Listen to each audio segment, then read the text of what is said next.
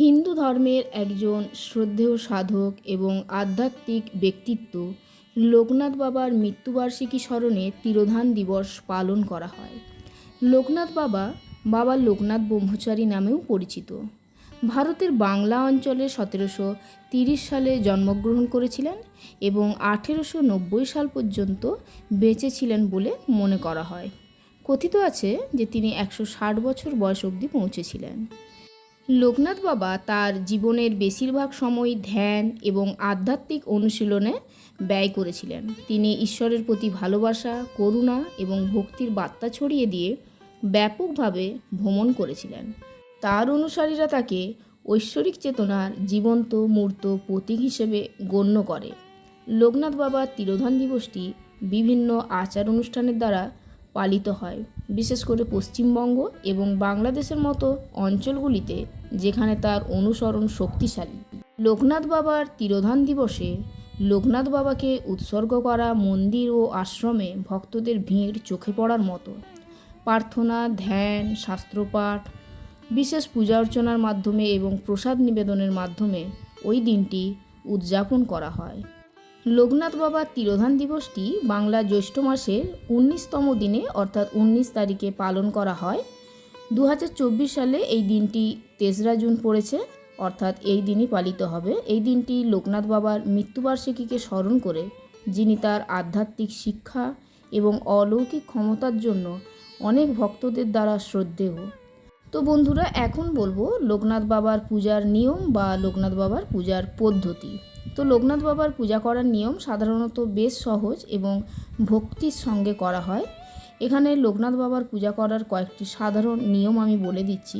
প্রথমেই আপনাদেরকে পুজোর স্থানটি ভালোভাবে পরিষ্কার করে নিতে হবে এবং অবশ্যই নিজেকে স্নান করে পবিত্র করে নিয়ে পরিষ্কার পরিচ্ছন্ন পোশাক পরতে হবে।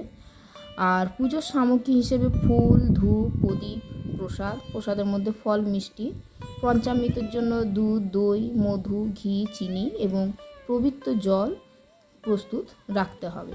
এরপরে পুজোর স্থানটি পরিষ্কার করে সেখানে আসন গ্রহণ করতে হবে এবং লোকনাথ বাবার মূর্তি বা ছবি একটি পবিত্র স্থানে আপনাদেরকে স্থাপন করতে হবে। এরপর আচমন করতে হবে, অর্থাৎ পূজা শুরু করার আগে 3বার জল গ্রহণ করে মুখ ধুয়ে নিন এবং হাতও ধুয়ে ফেলুন। এরপরে আবাহন করতে হবে, লোকনাথ বাবাকে পূজার জন্য আহ্বান করুন। এটি করতে আপনি যে মন্ত্রটি বলছি সেটি আপনার নিজের ভাষায় করতে পারেন, ওং লোকনাথায় নমঃ এই মন্ত্রটি। এরপরে বলবো 5টি উপাচারের মাধ্যমে আপনাকে পুজো শুরু করতে হবে। সেই 5টি উপাচার হলো গন্ধ অর্থাৎ ধূপ, পুষ্প অর্থাৎ ফুল, দীপ অর্থাৎ প্রদীপ, নৈবেদ্য অর্থাৎ প্রসাদ এবং অর্ঘ্য অর্থাৎ পবিত্র জল। এরপরে ধূপ এবং প্রদীপ জ্বালিয়ে বা প্রজ্বলন করে লোকনাথ বাবার সামনে আপনাকে রাখতে হবে। আর ফুল অর্পণ করে আপনাকে লোকনাথ বাবার কাছে প্রার্থনা করতে হবে, যেটাকে আমরা পুষ্পাঞ্জলি বলি। আর প্রসাদ হিসাবে আপনারা ফল, মিষ্টি এবং অন্যান্য খাবার নিবেদন করতে পারেন। আর লোকনাথ বাবার মন্ত্রটি বলবো, জীবন চাই লোকনাথ বলো, ভোরে রাত্রে লোকনাথ বলো। এই মন্ত্রটি লোকনাথ বাবার ভক্তদের মধ্যে অত্যন্ত জনপ্রিয়। এটি দৈনন্দিন জীবনের বিভিন্ন সময়ে জপ করার জন্য ব্যবহার করা হয়, যাতে ভক্তরা তার আশীর্বাদ এবং সুরক্ষা লাভ করতে পারেন। মন্ত্রটির মাধ্যমে ভক্তরা লোকনাথ বাবার প্রতি তাদের ভক্তি এবং শ্রদ্ধা প্রকাশ করে। এরপরে বলবো লোকনাথ বাবার বীজ মন্ত্র। বীজ মন্ত্রটি হলো ওং লোকনাথায় নমঃ। এই মন্ত্রটি লোকনাথ বাবার ভক্তদের মধ্যে অত্যন্ত জনপ্রিয় এবং এটি জপ করার মাধ্যমে তারা তার আশীর্বাদ এবং আধ্যাত্মিক শক্তি প্রার্থনা করেন। মন্ত্রটি সাধারণত প্রার্থনা এবং ধ্যানের সময় ব্যবহার করা হয়। এটি ভক্তদের মধ্যে শান্তি, আশীর্বাদ এবং আধ্যাত্মিক উন্নতির পথপ্রদর্শক হিসেবে বিবেচিত হয়। এরপরে বলবো লোকনাথ বাবার পাঁচালী। লোকনাথ বাবার পাঁচালী হলো একটি ভক্তিমূলক গান বা স্তোত্র, যা সাধারণত লোকনাথ বাবার ভক্তরা পাঠ করে থাকেন। পাঁচালীতে তার জীবনলীলা এবং শিক্ষার বিবরণ তুলে ধরা হয়। এটি ভক্তদের মধ্যে জনপ্রিয় এবং এটি পাঠ করলে তারা আধ্যাত্মিক শান্তি ও আশীর্বাদ লাভ করতে পারেন। তো এখন লোকনাথ বাবার পাঁচালীর কিছু অংশ আমি বলবো।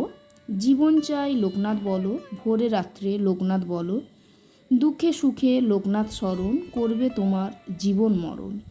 লোকনাথের কৃপা যার, সর্ববিপদে রক্ষা তার, জীবন চাই লোকনাথ বলো, ভোরে রাত্রে লোকনাথ বলো, অনন্ত আশীর্বাদ তার, লোকনাথ বাবা সদা তোমার, মহারাজা মহাসংযোগ তার চরণে করযোগ, জীবন চাই লোকনাথ বলো, ভোরে রাত্রে লোকনাথ বলো।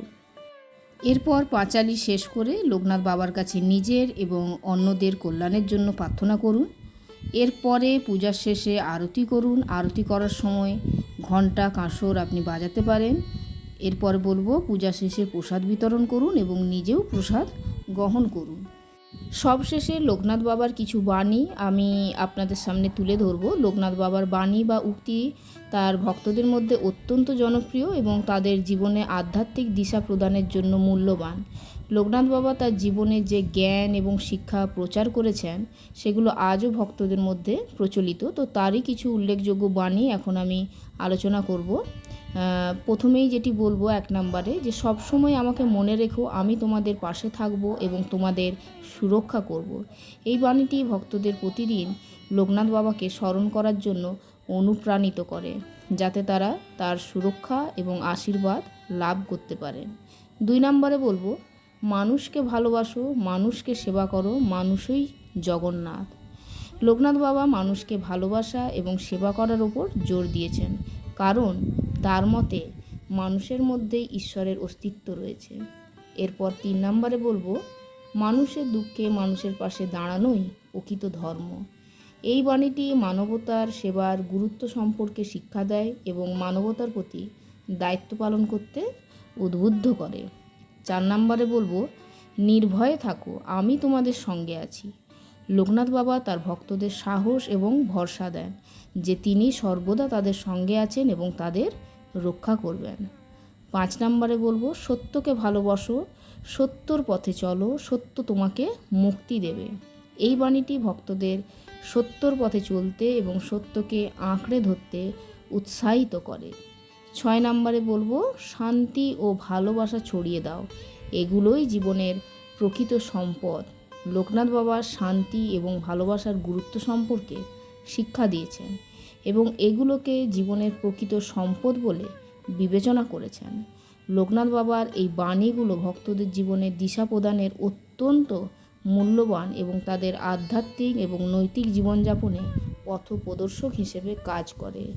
তো আজকের ভিডিও এখানেই শেষ করলাম। যদি ভিডিওটি ভালো লাগে অবশ্যই কমেন্টে লিখবেন জয় বাবা লোকনাথ। বাবা লোকনাথের কৃপায় আপনারা সবাই ভালো থাকুন। আর আমার বন্ধুদের কাছে একান্তই অনুরোধ চ্যানেলটি সাবস্ক্রাইব করে পাশে থাকার জন্য। পরের বার নতুন কোনো ভিডিওতে দেখা হচ্ছে। জয় বাবা লোকনাথের জয়।